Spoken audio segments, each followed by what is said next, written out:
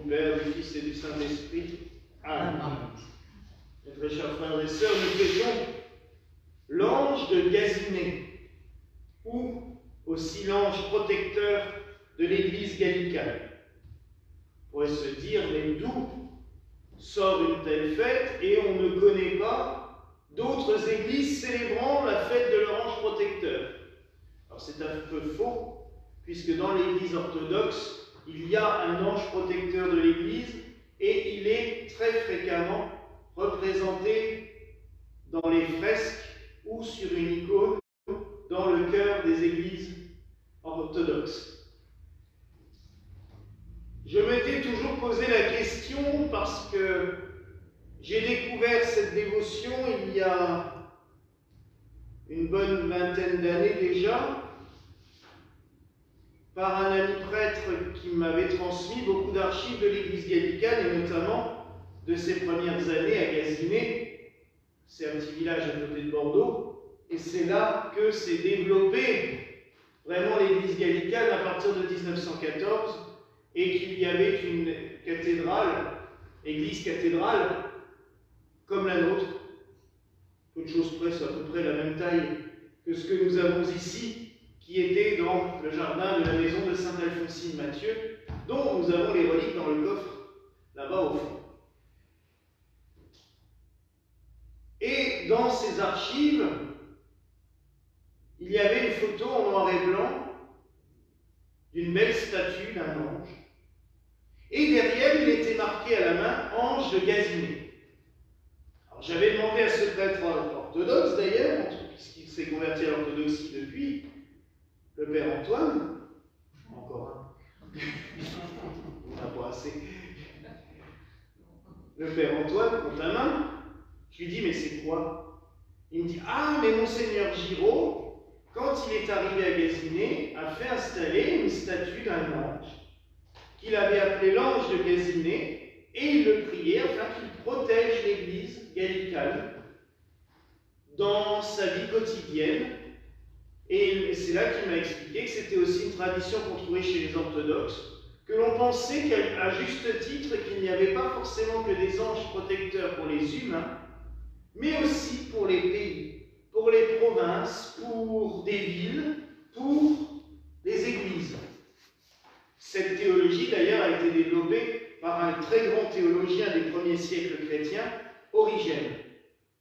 Alors il est très compliqué à lire, mais malgré tout, je vous invite à lire quelques textes de sa part, car c'est d'une très très grande valeur théologique. Et je me suis dit, bah oui, pourquoi pas?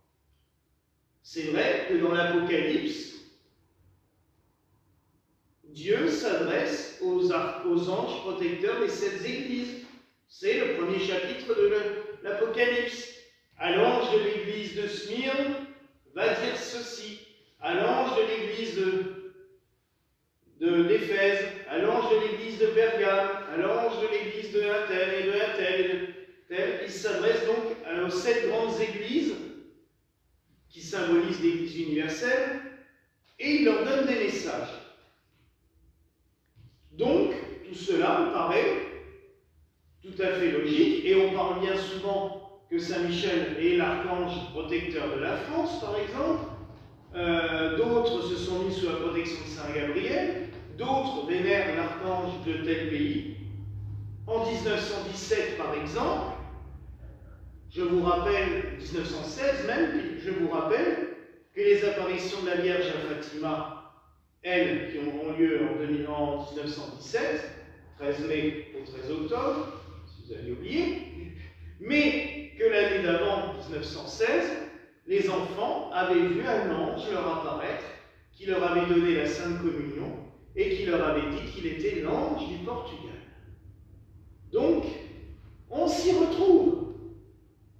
Et quelle fut pas la surprise de lire, 3-4 ans après, c'est mon évêque qui avait sorti ça de ses archives, une lettre pastorale de Monseigneur Truchemot, donc notre 1, 2, 3, 4, 5e patriarche, le dernier d'ailleurs, parce que depuis il n'y en a pas eu d'élu, notre 5e patriarche, qui est mort en 1986, et qui avait fait une lettre pastorale qui s'appelait « De la défense de l'Église gallicane ».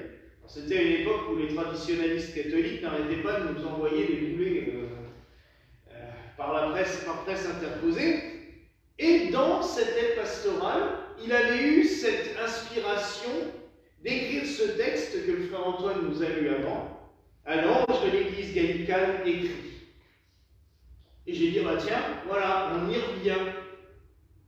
Et ainsi, donc, cette dévotion, et je ne suis pas sûr du tout que Monseigneur Truchemot ait eu connaissance de l'ange de Gazinet. Parce que quand le Père Contal a récupéré toutes les archives de Gazinet, il n'était déjà plus avec Monseigneur Truchemot, donc je ne me suis même pas sûr que l'un ait eu vent de l'autre. C'est-à-dire que les deux de nos 5 patriarches ont eu cette même inspiration de se placer sous la protection de l'ange, d'un ange protecteur, de dire, ben oui, il y a un ange de l'Église gallicane et nous devons le prier, nous devons le célébrer. J'aimerais juste revenir sur cette lettre, qui est très courte, par son message. Ainsi parle celui qui t'a jadis plongé dans le baptistère de Reims. Et oui, on dit bien que lors du baptême de Clovis, c'est toute la France qui a été baptisée, qui est devenue chrétienne. Il y en avait déjà depuis longtemps, mais officiellement, en baptisant son roi, il a baptisé tout le pays. Juste une précision, on sait maintenant qu'il n'a pas été baptisé du tout dans un baptistère, puisque Clovis a été baptisé avec toute son armée, donc environ 4500 hommes. Vous les imaginez passer l'un après l'autre dans un baptistère? Alors, ils sont tous rentrés dans la rivière, Saint-Rémy a prié, et ils sont tous ressortis de l'autre côté, baptisés. C'est ce qu'on faisait déjà à l'époque des apôtres. Hein. Qui t'a envoyé Louis le Saint, Saint Louis, le plus grand des rois que nous ayons eus, qui t'a envoyé Jeanne d'Arc la prophétesse. Oui, car Jeanne d'Arc, on peut lui donner ce titre, parce que non seulement elle était vigoureuse au combat, mais n'oublions pas qu'elle a apporté au roi et au peuple les paroles reçues de Dieu, par Saint Michel Archange, par Sainte Catherine, par Sainte Marguerite, mais elle a transmis les messages venant de Dieu, et ce qu'elle avait prévu s'est réalisé. La voix de Saint Bernard. Dans cette église où nous avons des chevaliers de Saint Bernard, c'est plutôt pas mal. Mais c'est vrai que Saint Bernard est un des grands de l'Église de France. Il a porté cette parole, ce message un peu partout, par justement les cisterciens et par les frères templiers, puisque des moines dans le monde entier, des chevaliers dans le monde entier se sont fixés sur la règle écrite par un moine français. La voix de Bossuet. Alors ça, c'est sans doute le plus grand des évêques gallicans. Il n'était pas parfait, je le rappelle aussi. Parce que quand des fois je fais des publications sur Bossuet, il y a toujours quelqu'un qui m'envoie un message en disant « Oui, mais il a soutenu Louis XIV dans sa guerre contre les protestants. » Oui, ok, nul n'est parfait. C'était dans le contexte, c'était une autre époque. Mais Bossuet, c'est lui quand même à qui l'on doit les plus beaux écrits sur la défense de l'Église gallicane. Notamment les 4 articles qui rappellent clairement et nettement que c'est le concile des évêques réunis qui peut décider de quelque chose et pas le pape tout seul. Ça, pour nous, c'est quand même important. Je sais qui tu es et tu ne le sais plus. Il est vrai que l'Église de France, et on le voit depuis 40 ans, part dans tous les sens. Elle était censée être la fille aînée de l'Église. Non pas par soumission, puisque justement elle a toujours été soumise à l'Église catholique. C'est ça qui est très drôle, c'est que même quand Jean-Paul II nous a sorti ça dans les années 79, en 80, quand il est venu en France, ça a fait sourire, parce que c'est peut-être la fille aînée de l'Église, mais c'est quand même la fille la plus indisciplinée que l'Église ait eue. Hein, parce qu'elle a passé sa vie à dire oui, mais bon, d'accord, mais bon, à chaque fois il y avait toujours un mais. L'Église de France n'a jamais été soumise. Mais c'est vrai que c'est, je rappelle quand même avec l'Alter d'Irlande, une des terres qui a été la première évangélisée, puisque les disciples même du Christ, Lazare, Marie-Madeleine, Marthe, sont venus en boule tout de suite après la mort du Christ et nous ont porté son message. On date quand même la première évangélisation de la France en l'an 37, 4 ans après la mort du Christ. Et il continue cette lettre. Retrouve-toi, retrouve ton identité, retrouve ta mission divine. Et oui, mes frères et sœurs, et c'est peut-être un peu à ça que l'Église gallicane doit servir. Remettre un petit peu les points sur les i. Pas avec un intégrisme forcené comme on peut le voir ailleurs. Certains voudraient remettre l'Église comme elle était à l'époque de Louis XIV, non merci. Une Église autoritaire qui tue tout le monde, qui n'est pas d'accord avec, qui brûle les gens et qui les écartèle, c'est pas trop mon truc. Je préfère une Église d'amour, une Église qui prêche l'Évangile envers et contre tout, comme justement Marie-Madeleine, Marthe et Lazare. Là oui, ok, je peux faire comme eux. J'ai pas du tout envie de faire comme les inquisiteurs. Et massacre de la Saint-Barthélemy, très peu pour moi. Talita cum, lève-toi, c'est la parole que Jésus dit justement aux mourants. Lève-toi et marche. Église toujours jeune, je le veux, lève-toi et prophétise. C'est magnifique ce texte de Monseigneur de Schmott. Lève-toi et prophétise. Prophétiser, ça veut bien dire annoncer l'Église nouvelle, le renouveau. Ce dont nous parlons régulièrement avec cette nouvelle alliance de la miséricorde et de l'amour. Car c'est ça que le Seigneur veut pour nos jours nouveaux.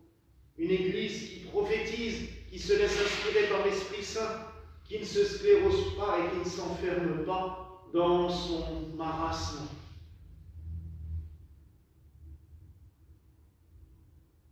Vous comprenez qu'en lisant ce texte, automatiquement, on a envie de prier l'ange de l'Église gallicane. C'est bien pour ça que son icône, elle est toujours présente là-bas, en temps ordinaire à côté de l'autel des saints gallicans. Pour nous rappeler tout cela.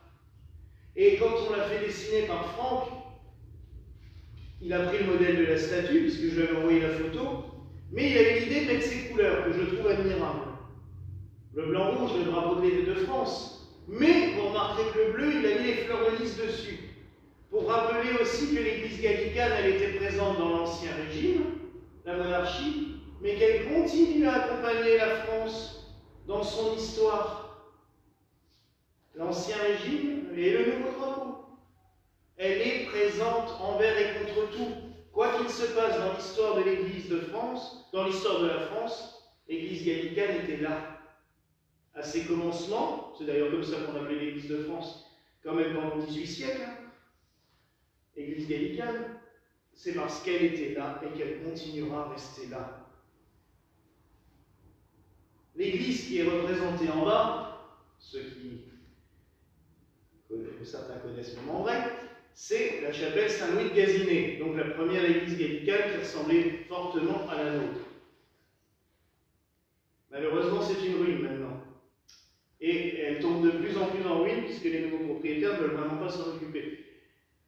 Mais le Seigneur veille toujours, envers et contre tout. Et ça, j'y tiens, parce que je m'en rends compte depuis 24 ans que je fais partie de cette église. C'est qu'il a bien voulu qu'on rencontre des gens formidables il y a des années qui étaient propriétaires, mais qui n'avaient malheureusement ni la santé, ni les moyens pour restaurer le bâtiment. Ils avaient proposé à mon évêque à l'époque de lui offrir, mais il n'a pas voulu. Bon, chacun ses choix, malheureusement. Mais on a quand même pu sauver un vitrail, le dernier vitrail qui restait, et c'est le vitrail qui est en bas dans la salle, au fond sur le mur du fond. Et récemment, ils ont sauvé la plaque qui recouvrait la tombe de Sainte Alphonsine, puisque, entre-temps, elle repose au cimetière de Gazinay, sauf les reliques qui sont ici. Et du dallage. Ils nous ont récupéré des belles dalles qui étaient dans la chapelle et qu'ils ont pu sauver, et qui viendront bientôt ici, soit c'est eux qui vont nous les amener, soit c'est nous deux qui irons les chercher, mais nous allons ramener encore ces souvenirs de Gazinay ici, pour montrer ce lien très fort. Et je pense que, vraiment, Le Seigneur a voulu qu'à un moment donné, Gazinier se déplace à Ingolsheim peut-être, que notre Église continue le travail qui a été accompli là-bas pendant plus de 30 ans. Parce que cette Église, oui, l'Église gallicane est toujours jeune. Elle doit continuer, elle doit perdurer, elle doit grandir. Sous Monseigneur Giraud, elle s'est considérablement développée. Sous Monseigneur Truchmott, elle avait pris un essor formidable. Il manquait juste peut-être un petit peu de structure un peu plus verrouillée pour éviter que chacun fasse ce qu'il veut. Parce que malheureusement, Monseigneur Truchmott est mort à l'âge de 54 ans, et puis alors là, après, c'est parti dans tous les sens. Mais ce qu'ils ont semé reste. À nous de perdurer, à nous de le continuer, à nous de le faire grandir. C'est toujours pareil, hein, c'est comme l'évangile du semeur, il y a 15 jours. Ce qui a été semé doit grandir, doit porter du fruit. Donc prions ce jour l'ange de Gaziné, l'ange protecteur de l'Église gallicane, de nous aider sans cesse, qu'il protège notre Église, qu'il protège son clergé, qu'il protège ses fidèles, et aussi qu'il nous donne la force sans cesse de continuer à faire grandir cette Église. Voilà la grâce que je vous souhaite en ce jour au nom du Père, du Fils et du Saint-Esprit. Amen.